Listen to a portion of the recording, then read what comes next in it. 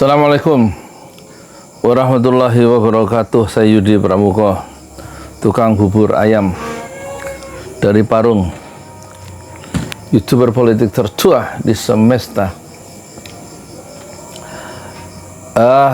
Alhamdulillah, wassalatu wassalamu ala rasulillah. Sekarang kita mau bicarakan ini ya. Ini baru pulang dari sholat taraweh ya, 443 11 rakaat,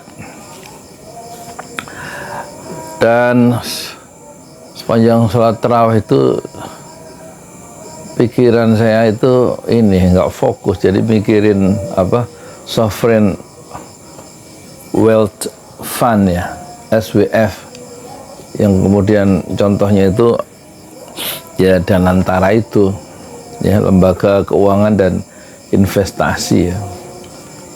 Danantara yang konon itu sebagai badan pengelola investasi yang terkuat, katanya terbesar bukan hanya di ASEAN, di dunia.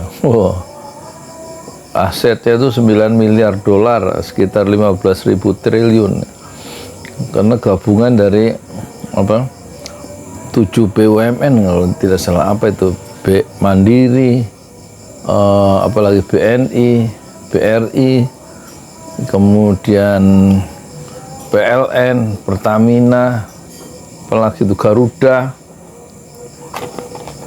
Tujuannya mulia sih, Danantara itu, atau lembaga investasi keuangan Danantara itu, kata pemerintah sih tujuannya untuk dijadikan menjadi instrumen untuk pertumbuhan nasional jangka panjang, dan di situ katanya mengandung nilai-nilai nasionalisme lah ya. Ya tujuannya untuk menumbuhkan menjaga stabilitas ekonomi kan, dan juga menjaga kesejahteraan masyarakat ya di masa depan. Jadi ada dua yang saya lihat YouTube-nya Raymond Chin itu, tentu dia mendukung ya, tapi kritik-kritiknya nggak terlalu tajam ya. Sama dengan Bosman Mardikuda itu, dia gembira dengan kelahiran Danantara itu, karena itu katanya ide dia, terutama istilah SWF itu, Sovereign Wealth Fund itu. Coba aja cari jejak digitalnya, itu saya yang pertama membahas, mengusulkan SWF itu tadi, Sovereign Wealth Fund ya. Dan yang kita perlukan ya sebenarnya, kalau dilihat dalam konteks Indonesia yang memiliki darurat korupsi itu, ini bahaya sebenarnya dalam konteks budaya korupsi yang makin kuat, mengakar ya, dan membesar, bercabang-cabang. Kelahiran Danantara sebenarnya harus dilihat dengan cukup hati-hati dan jernih ya. Harus diberikan satu side argumen sebenarnya. Tapi sayang kita nggak dapatkan dari Raymond Chin dan Bosman ya. Ya pengamat-pengamat juga sudah mengatakan aset sampai 15.000 triliun itu kan nggak semuanya aset, karena bank-bank itu asetnya paling cuma 10%, katanya nggak bisa dipakai semua kan. Dananya itu ada aset terikat ya, katanya punya masyarakat, nggak bisa dipakai semua gitu ya. Memang kita paham ya tujuannya kan, tujuannya Danantara kan mengelola kelebihan atau surplus pendapatan ya kan, dari terutama yang dari sumber daya alam kan gitu ya, diinvestasikan kembali ke aset-aset yang bisa menjaga atau memicu pertumbuhan ekonomi sampai 8% mungkin bisa aja. Tapi kalau kata Rocky Gerung, kalau oke lah bisa 8%, tapi yang terangkat kan 1%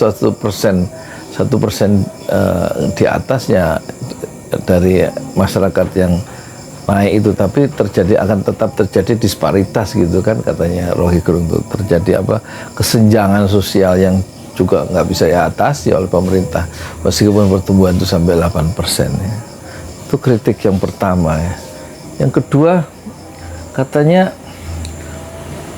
Danantara ini adalah cita-cita dari baik kata Hashim maupun kata Prabowo, kakaknya Prabowo Subianto kan punya adik namanya Hashim Joyo Hadikusumo. Ini adalah cita-cita ayah mereka, ya, cita-cita lama katanya, yang ditolak di zaman Orde Baru, cita-cita Sumitro Joyo Hadikusumo. Dan tentu saja kita langsung ingat ya, dia di samping pegawai ekonomi Indonesia, karena ekonom terbaik Indonesia itu berguru atau anak didik dari Sumitro Joyo Hadikusumo. Ya, tapi jangan lupa Joyo Hadikusumo dengan terus terang di halaman 1 Kompas waktu itu, waktu saya SMA saya baca kebocoran anggaran pembangunan ya di zaman Pak Harto itu, di zaman mertuanya itu mencapai 30%. Di saat Pak Harto itu menguasai ABRI, menguasai Golkar ya, sebagai partai karya, golongan karya, bukan partai politik ya. Kebocoran anggaran pembangunan itu sampai 30%. Padahal semuanya diputuskan di Jakarta ya. Terpusat, tersentralistik, itu masih berani orang bisa bermain-main dan bocor sampai 30%. Kita ingat dulu ada kasus yang heboh tuh, waktu saya masih remaja itu. Namanya Budi Haji, kepala Bulog di Kaltim. Itu korupsi sampai 6 miliar. Ya 6 miliar Pak, sekarang belum apa-apa tuh, lihat tuh. Ya, tata kelola minyak tanah di Pertamina. 1 tahun kerugiannya itu 193,7 triliun. Kali 5 tahun berarti 1000 triliun. Udah nggak miliaran lagi korupsinya. Ya, yang bermain 9 orang. Semuanya bukan orang-orang politik, itu orang-orang profesional, tentu dipakai sama orang-orang politik ya, orang-orang yang berkuasa, sehingga mereka nyetor itu. Nggak mungkin, gajinya paling mereka, kalau kata Said itu gaji profesional itu di Pertamina kan setahun kira-kira 1 miliar ya, setahun apa sebulan. Tapi mereka 110 triliun satu orang tuh ya, mengumpulkan dana yang dikorupsi itu, kata Ray Rangkuti itu 110 triliun ya kan, 1000 triliun dibagi 9 tersangka korupsi itu kan, jadi satu orang 1100 triliun. Jadi kata Said Didu, nggak mungkin, mereka mesti ada pesanan dari luar Pertamina maksudnya. Siapa? Ya penguasa lah. Siapa? Ya terima, ya ini tebak sendiri. Nah, dalam konteks korupsi yang gila-gilaan, sebelumnya di itu 300 triliun tuh Muiz itu di penjara, divonis hakim aja 6,5 tahun, kemudian diperberat oleh Mahkamah Agung menjadi 20 tahun. Nggak tahu uangnya kembali nggak. 300 triliun itu. Jadi korupsi Budi Haji yang 6 miliar itu mah zaman Pak Harto udah gede itu. Tapi sekarang siapa yang takut sama Jokowi? Kemarin tuh korupsi zaman Jokowi, siapa yang takut sama Prabowo? Zaman Jokowi 5 tahun kedua itu korupsi naik 300%, 3 kali lipat. Kata siapa? Kata catatan dari Indonesia Corruption Watch tahun 2019, korupsi zaman Jokowi baru menjabat itu tahun 2019, datanya ada 271 kasus korupsi. Tahun 2023 Desember, data yang dikeluarkan oleh ICW itu bukan lagi 271, naik 3 kali lipat, 300% menjadi 791 kasus korupsi. Nggak ada yang takut sama Jokowi ya. Coba, sekarang ada dana sebesar itu Danantara, dan konon katanya dalam aturan yang dibuat itu Danantara itu yang mengelolanya nanti, pengambil keputusan itu nggak bisa dihukum, kebal hukum lah. Gimana coba? Luhut aja berani ngomong setelah nggak ada Jokowi kan, setelah di luar pemerintahan dan sekarang ada di kubu Prabowo, dia bilang eh, apa itu dana bansos itu kan 500 triliun, yang nyampe ke masyarakat itu cuma separuhnya kan, 250 triliunnya, ya kan? Yang 250 kata Luhut, dia nggak terus terang itu apa, tidak tepat sasaran. Maksudnya tidak tepat sasaran itu apa sih? Masuk kantong-kantong itu. Coba itu. Dalam suasana korupsi yang menggejala, yang apa, beredar di mana-mana, apalagi sekarang sudah menjadi apa, desentralisasi, dan korupsi juga terdesentralisasi, menyasar atau membelit semua kepala daerah. Itu gimana kita percaya dengan dana sebesar itu yang dikelola oleh siapa? Oleh orang-orang Jokowi kan? Ada Sri Mulyani di situ, ada Rosan di situ, ya kan? Ada Erick Thohir, ya. Dan pengawasnya ada SBY, ada Prabowo, dan juga ada siapa, Jokowi, ya kan? Ada Oscar itu, macam-macam. Ada Burhanuddin Abdullah, tapi kok tahu-tahu hilang dari peredaran namanya. Yang dulu pernah masuk penjara zamannya SBY, Burhanuddin Abdullah, gubernur BI itu loh. Nah itu bagaimana kemungkinan bocornya? Jangan Pak Harto aja anggaran yang besar itu, anggaran pembangunan yang pinjam dari apa CGI dan lain-lain itu bocor sampai 30%, kata Sumitro Joy Hadikusumo. Sekarang gagasan apa sovereign wealth fund itu atau Danantara itu sebenarnya gagasan ayah kita, kata Prabowo dan kata Hashim.